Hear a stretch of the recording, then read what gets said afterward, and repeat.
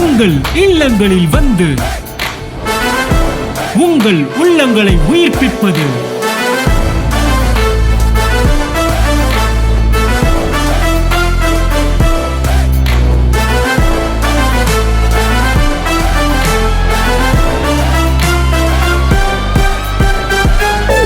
உங்கள் channel DJ. ரொம்ப முக்கியமானது. எஜமான் யாருன்னா காலையில் எந்திரிச்சு 5 மணிக்கு எந்திரிச்சு அந்நிய பாஷையில் ஜெபிக்கிறவன் கிடையாது. அவன் நைட்டு தண்ணியை போட்டு தூங்கிட்டு காலையில் 8 மணிக்கு எந்திரிச்சு அதுக்கப்புறம் வந்து தம்மை பற்ற வச்சுட்டு என்னப்பா வெள்ளம் நடக்குதா அப்படின்னு போகிறவன். ஆனால் அவனுக்கே தெரிஞ்சிருக்கு சார், இவன் கூட கர்த்தர் இருக்காரு. ஐயா தட்டு.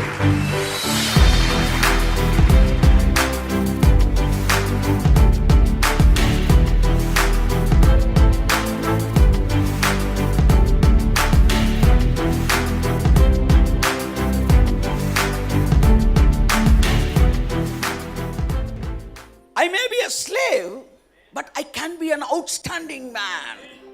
நான் அடிமையாய் கூட இருக்கலாம், ஆனால் என் மீது தேவனுடைய ஆசீர்வாதம் இருக்கும் என்றால் நான் ஒரு அவுட்ஸ்டாண்டிங் மேனா நான் நிற்பேன். இயேசு நாம. எதுக்கு தெரியுமா அவனை அடிமையா தேவன் நிற்க வச்சாரு? அந்த அடிமையா இருக்கிறவனே நான் உயர்த்துவேனா, ஒன்ன நான் உயர்த்த மாட்டேனா? இதை பார்த்த பிறகு உனக்கு அறிவில்லையா? ஒரு இடத்துல பைபிள் இருக்கு, அவனுக்கு அறிவும் இல்லை. யாராவது சொல்லுங்க கரெக்டா அந்த வசனத்தை. அம்மட்டும் அவனுக்கு அறிவும் சொரணையும் இல்லை. கர்த்தர் தான் சொல்றாரு. இதெல்லாம் யார் சொன்னது? தீர்க்கதரிசிகள் கர்த்தருடைய வார்த்தையை பேசினாங்க. போய் ஒரு கல்லை கும்பிடுறோமேடா, ஒரு கையில செஞ்ச ஒன்றை கும்பிடுறோமே, இது நம்மளை காப்பாற்ற போதா என்கிற சுரணை அவனுக்கு இல்லைன்னு தீர்க்கதரிசி சொல்றான்.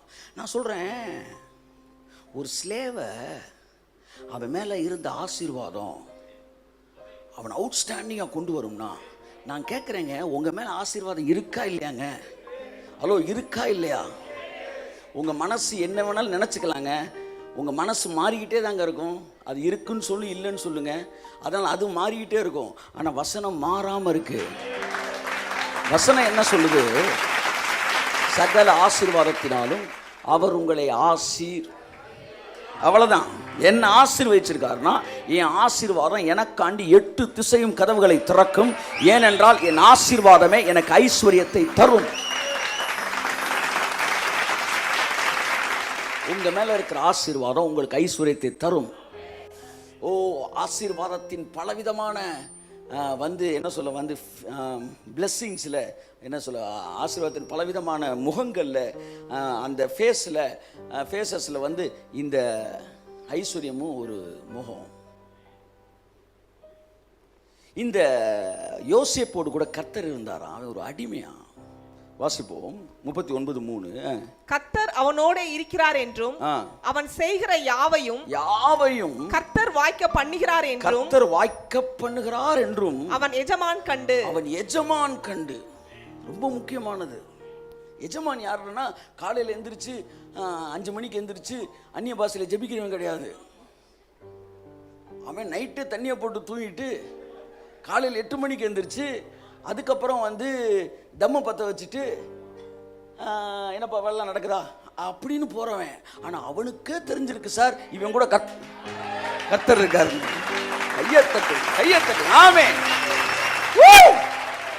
என் எஜமானன் ஒரு புறஜாதியா இருக்கலாம், அவன் ஒரு குடிகாரனா இருக்கலாம், யாரா இருக்கலாம், ஆனா என் கூட கர்த்தர் இருக்கிறார் என்பதை மாம்சமான யாவும் காணும். ஆமென். ஆமென். நம் பைபிள் சொல்லுதுல, கர்த்தருடைய மகிமை வெளியரங்கமாகும், மாம்சமான யாவும் அதை ஏகமாய் காணும். நீங்கள் வேலை செய்கிற இடத்திலே உங்களை சுத்தி இருக்கிற எல்லாம் மாம்சத்துக்குரியவர்களா இருக்கலாம். இதுவரை உள்ளே இருந்த மகிமை இனி வருகிற நாட்களில் வெளியரங்கமாக போகிறது. உங்க டிபார்ட்மெண்ட்ல, உங்க ப்ரொஃபஷன்ல, உங்க பிசினஸ்ல உங்க மகிமை வெளியே வரத மாம்சமான யாவும் ஏகமாய் பார்க்க போறாங்க. எனக்கு இது பிடிச்ச வார்த்தை, அவன் எஜமானன் கண்டு. உண்மையிலே உங்க கூட கர்த்தர் இருக்கிறத தீர்க்கதரிசி கண்டுபிடிக்க கூடாது சார், உலகத்தான் சொல்லணும் சார். உங்களுக்கு உலக நண்பர்கள் இருக்காங்களா? அவங்கள வச்சுக்காங்க எப்பவுமே கூட. இந்த பெந்திய கஷ்டக்காரன் சொல்கிறான்னு அவங்களாம் அனுப்பிச்சி விட்றாதீங்க. அன்பே சிவம்ங்க. எல்லாரும் நேசிச்சு பழகுங்க. கிறிஸ்தவங்களாம் சில நேரம் கை விடுறேன்னு அவன் வந்து நிற்பான். எதுக்குன்னா அவனை நீ நேசிக்கணும்னு கற்றுக் கொடுப்பாரு கர்த்தர். அவனை எப்பவுமே பார்க்கும்போது தீர்ப்பானவனா பார்க்கவே கூடாது. அவன் ஒரு நாள் சொல்லுவான், உன்னோடு கூட கர்த்தர் இருக்கிறாருன்னு நான் பார்க்குறேன். உங்கள் நண்பர்கள் சொல்லியிருக்கிறார், என்னுடைய நண்பர்கள் சொல்லியிருக்கிறார்கள். இன்று வரை மனம் திருந்தாத நண்பர்கள் சொல்லியிருக்கிறார்கள். என்னப்பா சொல்லியிருக்கேன், ஜஸ்டின் உன் கூட கர்த்தர் இருக்க, கர்த்தர்னு சொல்ல மாட்டான், உன் கூட கடவுள் இருக்காரு. உன்னை பார்க்கும்போது எனக்கு நானும் பேசாமல் உன் கூட சேர்ந்துடலான்னு தோணுது. ஆனால் இவள் வீட்டில் பண்ணுற தொந்தரவு தாங்கவே முடியல. அவள் வந்து வெள்ளிக்கிழமை ஆனால் இங்கே கூப்பிட்றா அங்கே கூப்பிட்றா, அதான் ஜஸ்டின் ஒரே இதாக இருக்கு. ஆனால் நீ மட்டும் இல்லைடா, உன் கூட ஒருத்தன் நீ அனுப்பிச்சி விட்டியடா ரெப்ரசன்டேட்டிவ்னு. அவன்லாம் வந்து இந்த கம்பெனியில் செலக்டே ஆக முடியாதுடா, நாங்களே மோதி வந்து திணறி இருக்கோம். அவன் ஸ்கில்லுன்னு பார்த்தா எங்களோட குறைச்சி, ஆனால் அவன் வந்தோன்னே டக்குன்னு எல்லாம் ஓப்பன் ஆகிடுறான் அவனுக்கு. உங்களால் தான் அவன் அடிக்கடி சொல்லுவான், அண்ணன் எங்களுக்காண்டி ஜோம் பண்ணுறான்னு சொல்லி ஒன்று தான் சொல்லிட்டு இருக்கிறான். அது எப்படி உங்களுக்கு ஓப்பனா? இந்த கொஸ்டின் உங்களுக்குள்ள வந்துருச்சுன்னா இதையே சொன்ன, நீங்கள் உலகத்திற்கு வெளிச்சமாக இருக்கிறீர்கள்.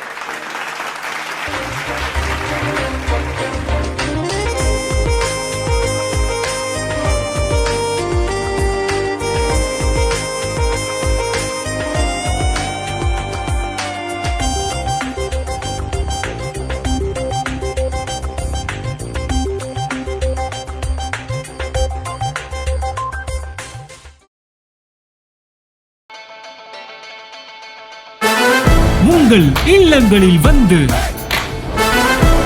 உங்கள் உள்ளங்களை உயிர்ப்பிப்பது